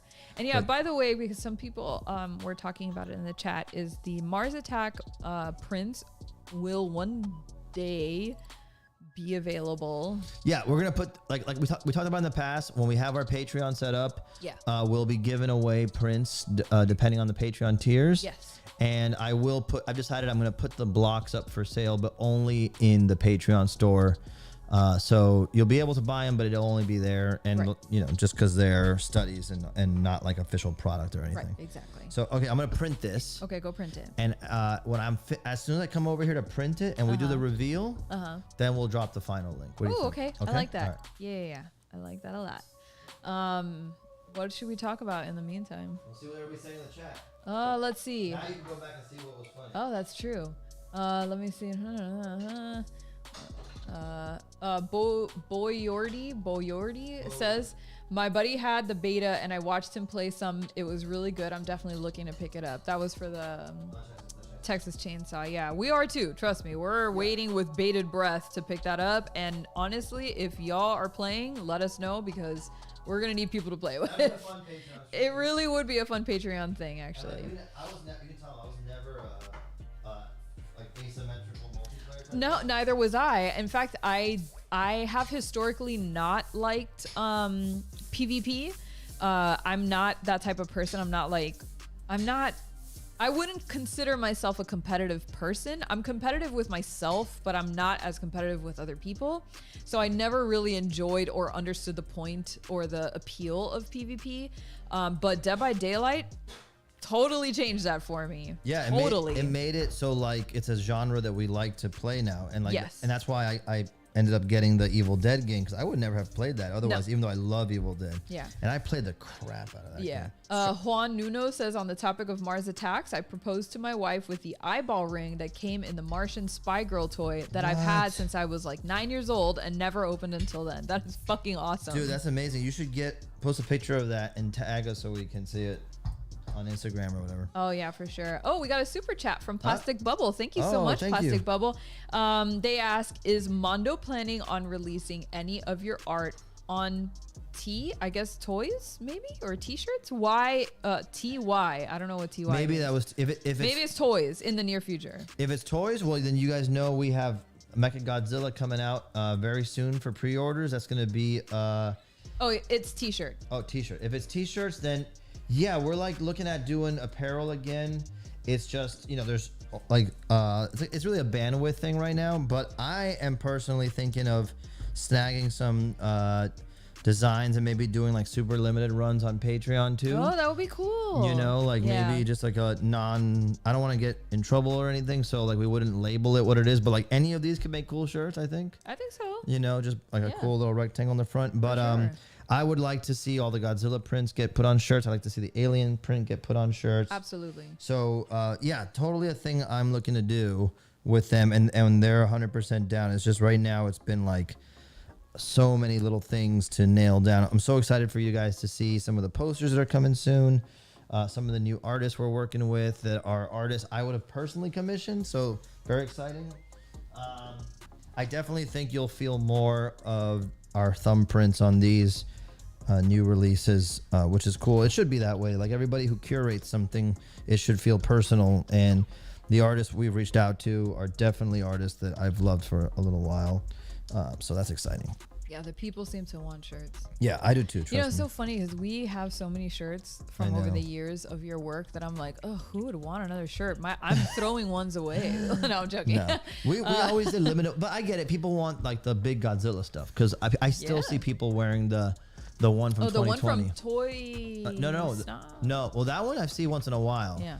But the Godzilla vs. Mothra from Mondo, I see a lot. I saw like a few of them at Comic-Con. Oh yeah, look, John Price says need a shirt reprint run of your Godzilla versus Mothra. Yes. Yeah. That might be easier to do, but I will look into that. I will see what we can do. I just know that there's not a that's not like a top of mind thing right now, but it is something that everybody wants to get back into. Same with pins, etc. And mugs. I want to make mugs. Well, we can do that on our own. I mean, I know. I'm just saying, like, we're going to do merch soon, I promise. Definitely another thing that I have planned before the end of the year is to have merch set up somehow just to get it started.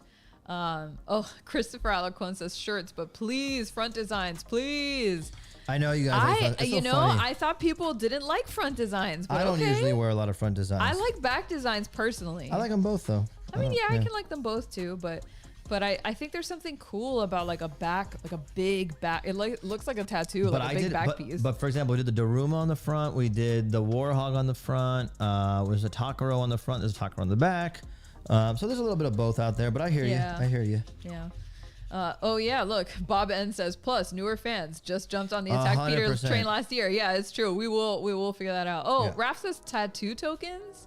What is that? Oh, like I guess you I've seen some people do this where they basically donate to you, and then you give your blessing for them to get their shit tattooed on you. So it's not like they're buying the rights to get a tattoo. They're just sort of saying like, I appreciate you for coming up with this design. Here's a donation. I would love anybody who's already gotten a tattoo of my work to donate something, but I never. That would be nice. That would be nice, but I'm not gonna.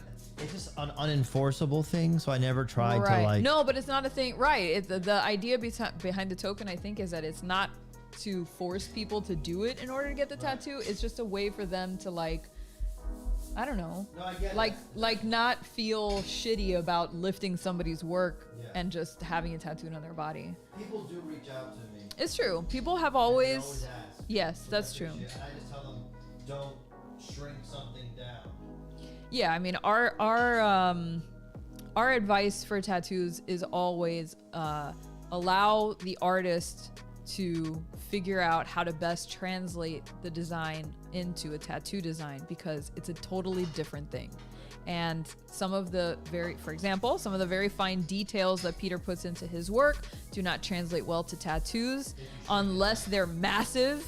But once you start shrinking things down, you sort of have to simplify the design so that over the years, those designs don't just merge together, because ink under the skin does this thing where it's called a blowout sort of, and it sort of spreads under the skin. So fine details over time get lost. Yeah. So anyway, just trust your tattoo artist, but you can always DM Peter, and maybe one day we'll make something where we can let people. I've always wanted to do a flash sheet too. You should. It would be awesome. Yeah. I think your work is like prime for that. Anyway, let's see. Anything else, my love? I'm about to do the print. Oh. So. Okay. I wish I had a drum roll thing. We have something. No, we don't have a drum roll. We used to have that. Remember that thing? That Halloween sound? Oh, yeah. Who knows what that is? But try all the sounds. I thought you already did this. I did, but I you pulled the first one and you didn't like it? It just was too light, and which happens when you have a fresh block. That's true. So I'm just going to do this And one. that's what a printer's proof is. Yeah, but that's not, I don't even consider that a printer's proof, because the printer's proof for me is the first good print. Oh, heard. Okay. Which is usually the first one. So what are you going to do with the other one? Just throw it away? No, I'm going to throw it away, but I just wouldn't like, I'll give it to somebody as a gift one day or something, but it's not like enough that I wouldn't want to charge anybody for that. Okay, heard. When did you want me to drop after this pool? Yeah, after this pool. One sec. Okay, gotcha. But check all the sound effects that we have so we can see if anything Well, we have... No. What's this one? What is it? I can't hear it. You're not hearing it. I don't have my headphones on. Oh, sorry. That's the audience going and clapping, like clapping. Oh, I bet you love that one. That was pretty good. What's this one? The kids go, yay! Yay! That's the one I'm going to play when you pull that block. Okay. All right. I think we're kind of good. You ready? One second. You like how high tech this shit is? Him using a wooden spoon. Yeah. I'm still waiting for my wooden spoon replacement, by the way. I'm going to keep bringing it up every week until he actually gives me my spoon back. All right, ready? Ready? Let me move the camera so it looks cool. Okay. Uh-oh, you moved it closer. No, but I'm just doing like an... Oh, I see. All right. Okay, you ready? I like that moment right there. Which one? It's like a mirror. Yeah. And there we go. Show the class. Boom. Wow. That was good. Yeah. We love it. There you go. That was a good sound effect. That was good. The clapping, right? The clapping, yeah. That one came out good, man. I'm stoked on that one. That was good. You got to sign it on camera. Get a good shot of it so that I can cut it down into a time lapse later. Oh, yeah. Please and thank you. Hold on. I don't need pencils. Here. Suck. Rich says sell the spoon in the Patreon. I'll have to get I'll get an actual photo later without all the shadows and stuff. Yeah. But there you go. Boom. And I'm gonna get the last Sing print ready for y'all. I know there's some people who, The alien who have print. stuck around. Oh, sorry, yeah, the alien print. All right. Well, thank you so much, guys. I appreciate it. I hope you know. guys dig the blocks and the prints, and I think it's a fun thing to do on a Patreon. I hope you guys agree. And like I said, we still want to do our watch-alongs. Yes. You know, and that will be a goal. And then when we have game streams, we'll do that too. But it'll just be like a fun extra thing that we do on Patreon. So that'll be rad. And then little more than half of the chat has hit the like button. Jared, oh yeah, guys, if you don't mind, just hit the like button real quick. Oh That my would gosh, be super please. awesome. Leave a comment. Yeah, like leave us Not a chat. not a live chat, in the actual comments. If you can write like, hey, cool. Like I always say, just give me a suggestion for the next one. This one, I'm pretty sure someone suggested a few streams back, and I just had it in my head. Oh yeah. Yeah. We do look at those suggestions. Yes, By the way. yeah. Somebody suggested this time around that you should do something Star Wars for next. I know. I keep wanting to do it, and I might do it soon with something weird like. I don't know, All right, and here comes that All right, link. ready? Here we go. I already told the chat. Good luck, Get ready. everybody. Last one. Here we go. All right, it's up. It's up. Good luck. Thanks, guys. A Neon love you. Polygon Thank says, you so "What do you much. ever do with the wooden blocks?" Well, the carved blocks, I burn them. No. For most of my stuff, I just have them stored in a big cabinet here. But these I plan to make available on the Patreon. Hey, sign it. I don't have a pencil anymore. How is that? Oh, there it goes. All right. Don't say it. Don't say it, anybody. They have the right to be They private. have the right of anonymity. Yes. Okay, I'm gonna sign this. But if you put a +1 in the chat to let us know, we will certainly you out. celebrate you. Yes. I know who it is. All right, I signed it. Oh, Larry Latham says do a Bosk. Oh, that'd be a good one. That would be really good. I do all the bounty hunters. Oh, do a big old Alf. I was thinking that's about a good Alf. one too, man. I was thinking about because I wanted to do an alien of some kind, so I was like, do I do Alf? Do I do the Mars attacks? So yeah, that's a good That's one. awesome. All right, I'm gonna take us back to the regular. All right. We did it, B. Another Another successful show. Thank you guys for Wow. hanging out with us. Appreciate it. Yeah, that was great. I'll say this: I have a lot more of those printers proofs. And from time to time, I'm probably just gonna drop them in. So I don't know if I'll make a big fuss about it on socials. I definitely won't be saying what it is. But keep that in mind that I might just drop a printer's proof of something that you've been looking for a while, and probably the last chance you get at getting it from me at non-eBay prices. Oh look, So, what's up? The last person who got to purchase one, Gene, is in the chat. He +1. Congratulations, Oh Gene. yes, you got it. I didn't want to blow you up. Yeah, congrats. But congrats. Amazing. Oh, Mato Sauce is Alien Bolton. Yeah, I would love to do all the Ultra Kaiju. You love That's a great Alien idea. Bolton in this house. That's a great freaking idea. We have a song about Alien Bolton. Yeah. Do you remember it Yeah, from the but pandemic? yeah, but I'm not doing it for free. No. Oh yeah, that's true. Next time, if you want to hear our Alien Bolton song, you can pay us. Yes. We have that one. You can also request the Secret Snake song. Secret Snake is a really good It's a one. classic in our house. It gotta be time for Tony. Gotta be time That's for a Tony. that's a chart topper. Yeah. So these are titles that you can request in the future. Yes. All right. You guys. We love you guys so much. Thank you so much for being here with us tonight.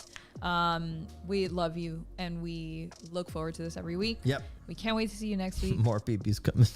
More BBs on the way. Okay, we'll see you guys Love you next guys. week. See you later.